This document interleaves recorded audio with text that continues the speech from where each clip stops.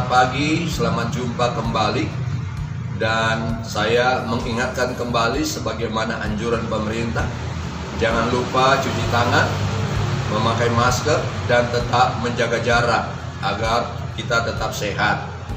Tetap di rumah, dan biarlah kita boleh menikmati kesehatan yang lebih baik lagi. Saudara, jumpa kembali dengan saya dalam Revive Your Soul. Di pagi hari ini saya akan membaca Alkitab dari Lukas pasal 5 ayatnya yang kelima. Firman Tuhan berbunyi, jawab Simon, Guru, telah sepanjang malam kami bekerja keras dan kami tidak menangkap apa-apa. Tetapi karena engkau menyuruhnya, aku akan menebarkan jala juga. Dari pembacaan ini, saya mengangkat tema menembus kemustahilan. Menembus kemustahilan.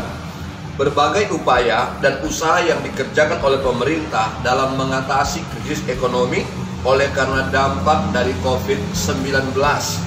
Berbagai bantuan yang sudah disalurkan oleh pemerintah pusat maupun pemerintah daerah kepada masyarakat untuk mengangkat, menolong masyarakat secara ekonomi. Namun kita menyadari bahwa semua itu penuh dengan keterbatasan. Goncangan demi goncangan ekonomi terus melanda bangsa-bangsa dan bangsa kita Indonesia. Dan itu juga berdampak bagi keluarga. Secara logika manusia tidak sanggup lagi. Secara akal sehat kita tidak mampu lagi bertahan di tengah situasi ini. Tetapi ada hal-hal yang menarik. Sesungguhnya di dalam kekristenan kita mampu menembus batas-batas kemustahilan manusia. Dan itu tidak mudah, saudara. Oleh karena itulah ini kisah yang sangat menarik dari Lukas pasal 5 ini. Kenapa menarik? Karena kita lihat dalam ayatnya yang kedua, Yesus melihat dua perahu nelayan. Para nelayan baru turun dan membasuh jalannya. Baru turun dan membasuh jalannya. Sepanjang malam mereka bekerja. Tetapi Yesus berkata kepada mereka dalam ayat 3, bertolaklah agak lebih dalam dan tebarkan jalamu. Saudara, ini kontradiksi.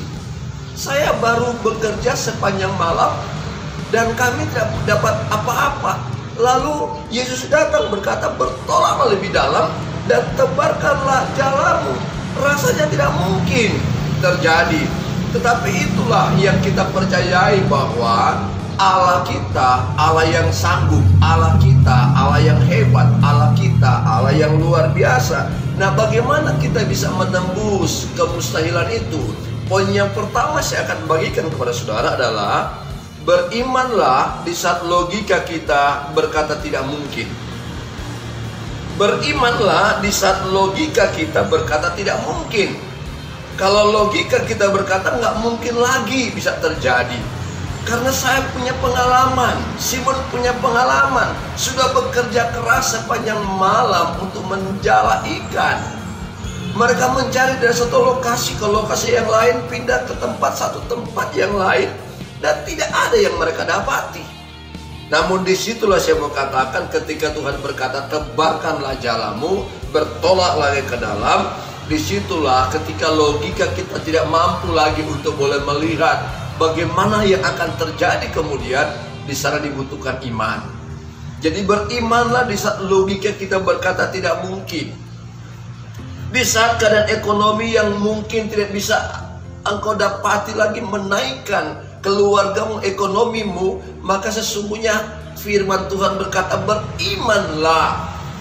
Jangan pakai lagi logika kita. Memang itu hal yang mustahil. Karena logika tidak mungkin bisa menyatu dengan iman kita. Kalau sampai kita dengan segala apa yang kita pikirkan, banyak dalih, banyak alasan yang kita gunakan. Dan itulah yang membatasi ruang gerak kita untuk boleh merasakan, menikmati bagaimana Allah bekerja menembus kemustahilan itu. Jadi jangan tinggal dalam logika yang terus-menerus akan menghancurkan hidup kita. Tetapi mari kita masuk lebih jauh lagi ke area di mana kita boleh merasakan bahwa di saat logika sudah tidak mampu lagi berpikir dengan baik, kita punya iman yang harus kita sandarkan. Kita percayai bahwa Tuhan sanggup mengubah segala sesuatu. Poin yang kedua, Lakukanlah segala sesuatu dengan ketaatan. Tadi saya katakan ketika mereka beralasan, berdalih, sudah sepanjang malam. Tetapi menarik sekali, kenapa? Karena Alkitab berkata, memang mereka berkata sudah sepanjang malam. Tetapi ada satu kata, kalimat yang menghubungkan semuanya, berkata tetapi. Karena engkau yang menyuruhnya, tetapi karena engkau yang menyuruhnya, kami akan melakukan. Maka saya mau katakan, lakukanlah sesuatu dengan ketaatan. Lakukan saja apa yang Tuhan perintahkan dalam hidup kita. Jangan banyak alasan, jangan banyak dalih, jangan banyak kita terlalu menggunakan logika kita yang memang benar-benar kita tidak sanggup lagi.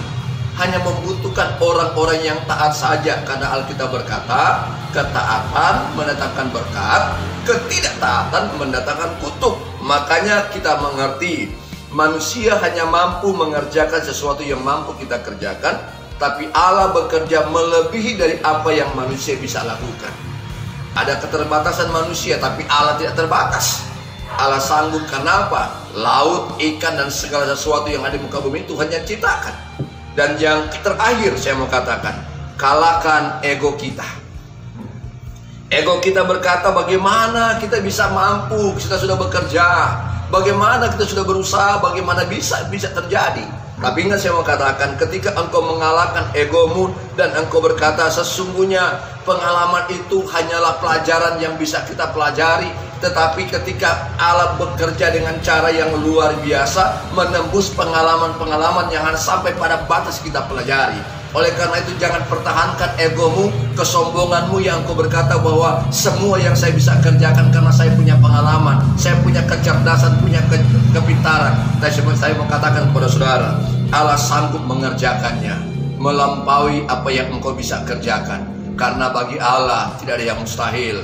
Allah mengerjakan dari yang tidak ada menjadi ada, dari yang kurang menjadi cukup, dari yang tidak mungkin menjadi mungkin. Oleh karena itu, lewat firman Tuhan pagi hari ini, mari hiduplah dalam mujizat Tuhan.